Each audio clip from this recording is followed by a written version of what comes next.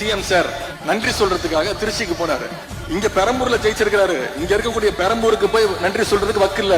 இதுவும் நான் சொல்லி தான் போனாரு. சட்டமன்றத்தில் நான் சொன்னேன், திருச்சிக்கு போய் முதல்ல நன்றி சொல்லுங்க. 20 நாள் முன்னாடி சொன்னேன். போனாரு, நன்றி சொன்னாரா? திருச்சி கிழக்குல இன்னும் 6 மாசத்துல இடைத்தேர்தல் வரப்போகுது. அதுக்கான பிரச்சாரத்துக்காக போயிட்டு அவர் எப்ப வாயை திறந்தாலும் அவர் வாயிலிருந்து வர வார்த்தை ஒன்னே ஒண்ணுதான், எல்லாத்துக்கும் காரணம் திமுக தான் சொல்றாரு. அதுல கோவம் வருது அவருக்கு. கவர்ச்சியால தான் ஆட்சிக்கு வந்தீங்கன்னு என்ன பார்த்து சொல்றாங்க அப்படின்னு முதலமைச்சருக்கு சிஎம் சாருக்கு கோவம் வருது. சரி, கவர்ச்சியில் ஜெயிக்காம நீங்க எதை வச்சு ஜெயிச்சீங்க சொல்லுங்க பாப்போம். ஏதாவது ஒரு 2 காரணம் சொல்லுங்க பாப்போம். கலைஞர் மாதிரி இந்திய எதிர்ப்பு போராட்டம் பண்ணி ஜெயிலுக்கு போயிட்டு வந்தீங்களா? சரி, எங்க தலைவர் மாதிரி மிசா கொடுமையில 1 வருஷம் உள்ள இருந்து வந்தீங்களா? மாநில உரிமைகளுக்காக என்னைக்காவது குரல் கொடுத்திருக்கீங்களா? ஒன்றிய பாஜக அரசு ஏதாவது குரல் கொடுத்திருக்கீங்களா? அது மட்டும் இன்னொன்னு சொல்றாரு, அவர் வாயில நல்லா வந்துருமா? வாயில என்ன வரும்?